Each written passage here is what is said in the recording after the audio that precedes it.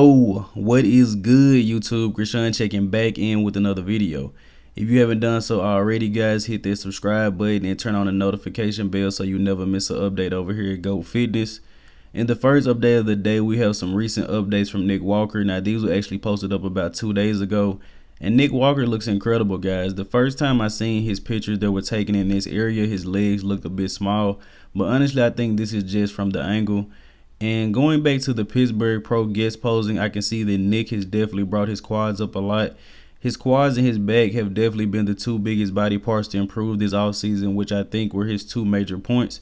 And honestly, going into this year's Mr. Olympia, I think Nick Walker has the potential to crack top 3. Honestly, it depends on how Brandon Curry comes in, after his recent Arnold Classic showing. A lot of people think that Brandon Curry could actually slip at this year's Mr. Olympia.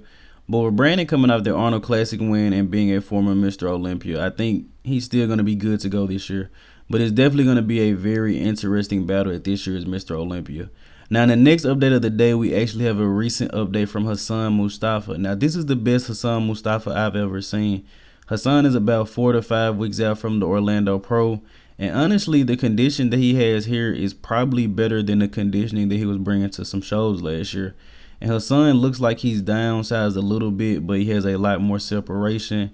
Glutes and hams are definitely more conditioned than they were in some of the shows he did last year. And this is great to see, man. We all want Hassan to come in condition. And I'm pretty sure after all the shows he did last year, a lot of people wrote him off. But Hassan probably isn't a guy that gets better as he competes, and he probably should have shut it down a little earlier. Very excited to see Hassan Mostafa at this Orlando Pro and the package that he's going to bring. Now, next we're going to talk about Charles Griffen, who actually won't be doing the New York Pro, but he announced he will be doing the Cal Pro, which will be next week. And also Mohammed Shaban will be in that lineup. We'll talk about him very soon as well. But Charles is incredible, man. And Blessing Awodabo, I've said it numerous times, I think it was really close between Charles Griffen and Blessing. A lot of people say Blessing blew him out, and I'm crazy, but I honestly wouldn't have been surprised if Charles Griffen would have won that show, taking nothing away from Blessing at all. So Charles is going to go on to this Cal Pro to try to earn his qualification for this 2022 Mr. Olympia. And this was the best Charles to date. As I said, Charles has nothing to be disappointed about.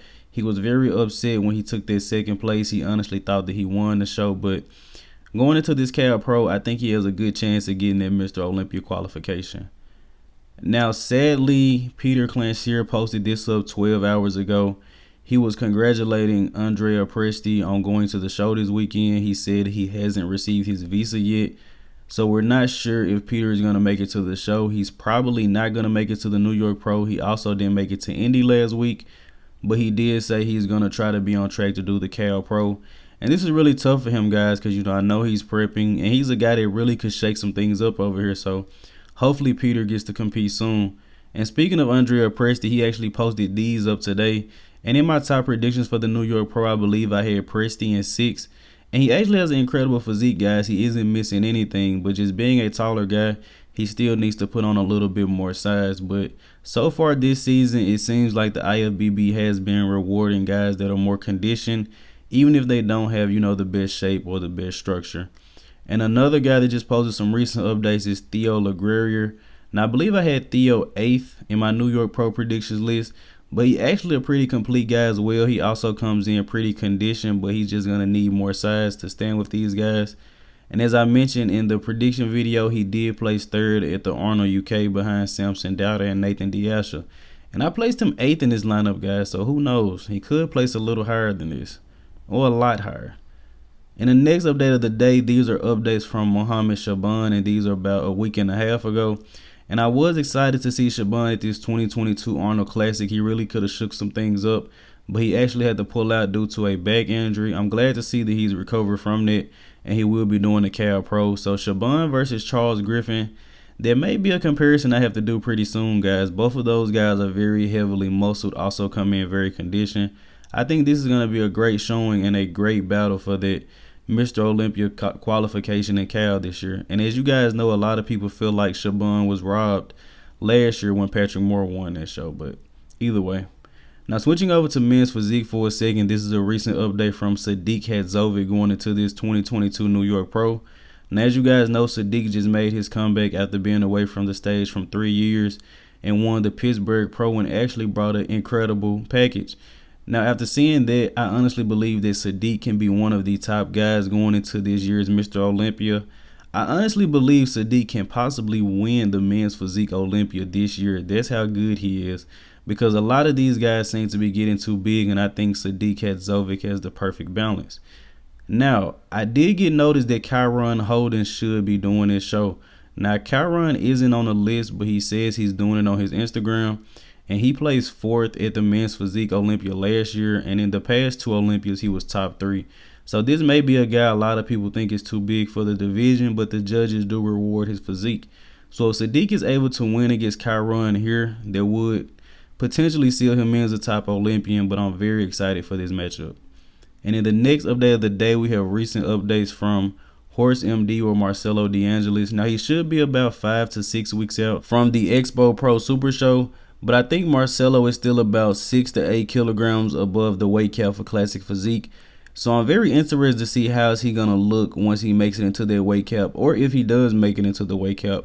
I really love this guy's physique, but I think he'll be better suited off as a men's open bodybuilder, because I think it's going to be hard for him to consistently make that weight cap. You know, this is his first classic show, and he's already going to be struggling to make it.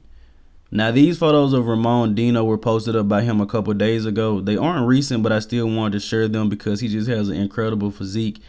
And I know the classic physique division isn't made to necessarily mimic the golden era, but honestly, it should be, guys. You know, when I see Ramon hit this front double, it reminds me a lot of Robbie Robinson. I'm not sure why. I wouldn't say he resembles him, but it's just the small waist and the big arms. And I think Ramon is a very good definition of what it is to have a classic physique, in my personal opinion, guys.